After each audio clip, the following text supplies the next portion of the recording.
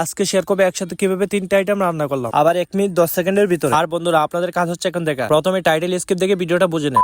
Hello everyone, আসসালামু আলাইকুম। 3টা আইটেম কিভাবে একসাথে প্রসেসিং করলাম আজকে এই ভিডিওতে বলবো, আর ভিডিওটা কেউ স্কিপ করবেন না, শুরু থেকে শেষ পর্যন্ত দেখুন আর মন্তব্য করুন। এই তো বন্ধুরা, প্রথমে আমি ডিম ভাজি করে ফেললাম, এখন আমি নিরামিষ ভাজি করব। আর নিরামিষ ভাজি করতে কিন্তু পেঁয়াজ কাঁচামরিচ লাগে, সবকিছু দিয়ে কিন্তু আমি কড়াইতে বসা দিলাম, তার উপরে পানি দিচ্ছি। এখন এগুলাকে লাড়িয়ে ঢাকনা দিয়ে ঢাকি দিব। তো বন্ধুরা দেখুন আলু ভাজি করতে কতটুকু সময় লাগে। আর গ্যাস আরেকটা কথা আমি বলতে ভুলে গেছি, এই আলু কাটতে গিয়ে আমার আঙ্গুলও খাইতে ফেলছি। আঙ্গুল কাটার কারণ হচ্ছে একদম আলুগুলো চিকেন করে কাটানো। যাই হোক, হয়তো 2 দিন পর ভালো হয়ে যাবে, কিন্তু 5 টাকার ওষুধ খাইতে হবে। আর এই তো বন্ধুরা আমার আলু ভাজি করা হয়ে গেছে, এখন আমি রান্না করবো আলু শীতল দিয়ে জোড়া রান্না করবো। জোড়া আমি প্রথমবারের মতো রান্না করতেছি, তবে আশা করি ভালো পারবো। আর বন্ধুরা যারা জোড়া রান্না করতে পারে না, আমার এই ভিডিও দেখে শিখে নেন। আলু আর শীতল পাতিলে দিয়ে দিলাম, পানি না দিয়ে জোড়া রান্না করবো। পানি একবারে না দিলে হবে না, হালকা করে পরিমাণ মতো দিতে হবে, যেন জোড়াটা ভিজা ভিজা থাকে। আর গাইস আপনারা আমার ভিডিওতে বেশি বেশি কমেন্ট করুন, যাতে আমি আপনাদের কমেন্টের উপরে ভিত্তি করে ভিডিও করতে পারি। আর বন্ধুরা যদি ভিডিওটা ভালো লাগে একটা সাবস্ক্রাইব করে দিবেন। 1 টাকা দামের ম্যাচ কিচ্ছে আমার শেষ, টুকু কাঁচামরিচ ভুল বলে লেছি, 1 টাকা দামের ম্যাচ ভিডিও আমার শেষ।